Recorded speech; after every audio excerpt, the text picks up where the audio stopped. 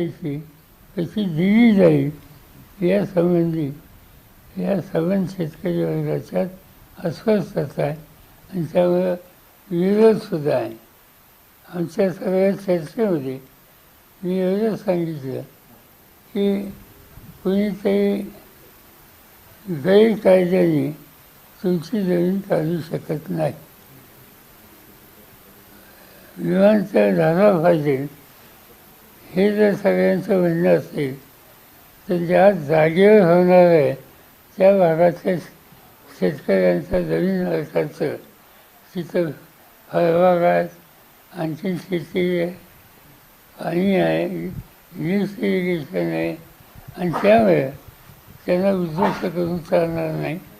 त्याला योग्य ती नुकसान भरपाई आणि पर्यायी जमीन या दोन्ही गोष्टी द्याव्यात ही मागणी त्यांची होती.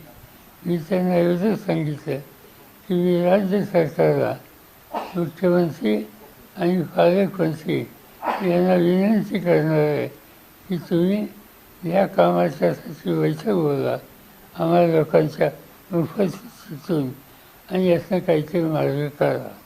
असा निर्णय आमच्या बैठकीत काल झालेला आहे. दिवाळी संपल्यावर मी मुख्यमंत्र्यांची वेळ घेईन आणि ते सांगतील त्यावेळेला याच्या चर्चा राहील. साहेब, निवडणूक आयोगावर सर्व विरोधकांनी ताशेरे ओढलेले आहेत. निवडणूक आयोगाला उत्तर देता येत नाही. बरं काय रोहित पवार ठीक आहे सर, त्यांना विचारलं ना. साहेब, बिहारची निवडणूक आहे, कसं बघता एकंदरीत सगळीकडे तिथं मोठा मतदार यादींवर देखील मोठा प्रश्न निर्माण झाला आहे. आमचे सगळे सरकारी नाराज आहेत कारण सत्तेचा गैरवापर होतो आहे. मतदार याद्याच्या संबंधी बराच घोळ आहे असं त्या सगळ्यांचं म्हणणं आहे. निवडणूक आयोगाच्या पुढे मानले बघूया काय. साहेब, मराठा आरक्षण ओबीसीमध्ये जे GR काढलेलं आहे त्याच्यावर आंदोलन केलं जाते. आज देखील बीडमध्ये छगन भुजबळ यांचा मोर्चा आहे, एकत्र नेते येत आहेत आणि त्यांचं म्हणणं आहे की हा GRच रद्द करावा. ठीक आहे, तर त्यांच्याशी बोला. कर्डिले यांचं निधन झालेलं आहे. ठीक आहे, ह्याच्यात घालून वेगवेगळं लोकप्रतिनिधी म्हणून काम करणारे असा त्यांचा परिचय होता. ह्या त्यांचं जाणं हे आकस्मिक आहे आणि त्यामुळे साहजिकच त्यांच्या कुटुंबावर सरकार यांच्यावर एक प्रकारचं हे संकट आलेलं आहे.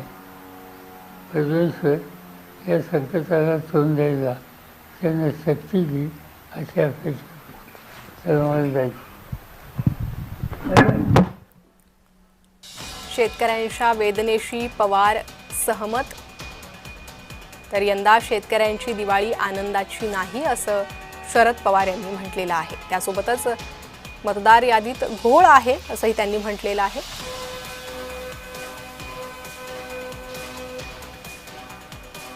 यंदा शेतकऱ्यांची दिवाळी आनंदाची नाही असं म्हणत शरद पवार यांनी शेतकऱ्यांच्या वेदनेशी सहमत असल्याचं म्हटलेलं आहे.